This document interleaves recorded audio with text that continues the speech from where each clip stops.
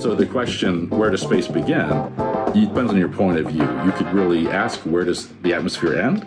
And as you think of the atmosphere where we live and breathe here on Earth, it doesn't just stop right above our heads. It doesn't stop at Mount Everest. It doesn't stop where the planes are flying. It goes on and on all the way up and just gets less and less dense the higher you go. And it's still there at a very high altitudes when you go to where the space station is, only a couple hundred miles above the Earth.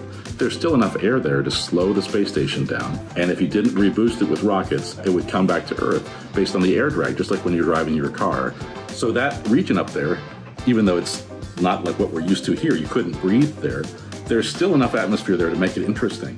Not only is there air like we have on Earth, there's ionized gas, there's radiation. All those things together make that environment really dynamic and has something we call space weather. And in a sense, we live in the atmosphere of the sun. So there's this kind of dichotomy there where you go from the Earth's atmosphere, then you're in the sun's atmosphere, and then at some point you're outside that when you reach the heliopause and the heliosphere boundary. So if the question is, where does space begin? It depends on your point of view. If you want to know where does the atmosphere end, it's about 400 miles over your head. But just remember that that space above that is not empty. It's full of all kinds of interesting stuff, and that's what we study at NASA.